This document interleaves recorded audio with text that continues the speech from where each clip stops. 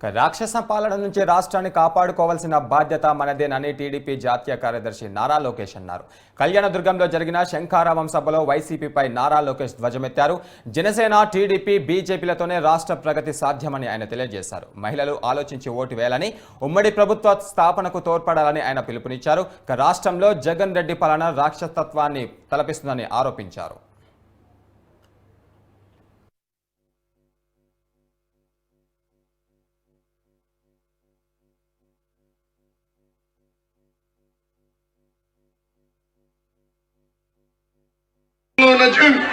బడుగు బలహీన వర్గాల్ని వేధించి వేలాది మందిని జైలుకు పంపించాడు.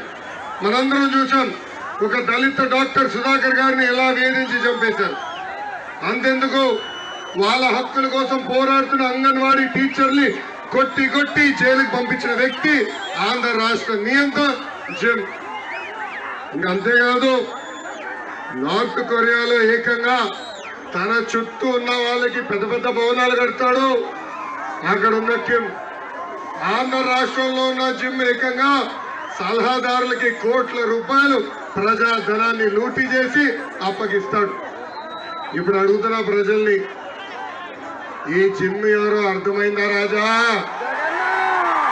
అర్థమైందా రాజా? ఈ జిమ్ ఆంధ్ర రాష్ట్ర ముఖ్యమంత్రి psycho Jagan.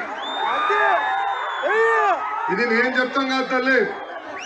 Discovery app download చేయండి. ఆ యాప్కి వెళ్ళి ఎతకండి. ఆ యాప్ లోపల నార్త్ కొరియా డార్క్ సీక్రెట్స్ అని కొడితే కిమ్ చేసే ఏదో పనులన్నీ బయటకు వస్తాయి.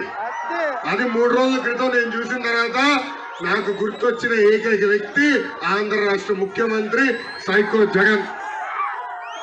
ఈ సభా వేదిక జగన్ కు ఒక సవాల్ వేయాలనుకుంటున్నా, ప్రజల్ని ఒక ప్రశ్న అడగాలనుకుంటున్నా. సవాల్ ఏమంటారా? అయ్యా సైకో జగన్, టైం డేట్ నువ్వు ఫిక్స్ చేయి, బూమ్ బూమ్ షాప్ దగ్గరికి వెళ్దాం. నీ సాక్షి పేపర్, సాక్షి ఛానల్ తీసుకురా. ఏమా సాక్షి వచ్చాడా? ఎందుకు భయపడుతున్నాడు? వాళ్ళ కొట్టాం కదా, గౌరవంగా టీ కాఫీ ఇచ్చి పంపిస్తాం కదా. ఫోన్లే రాలేదు కానీ షాప్ దగ్గర రండి.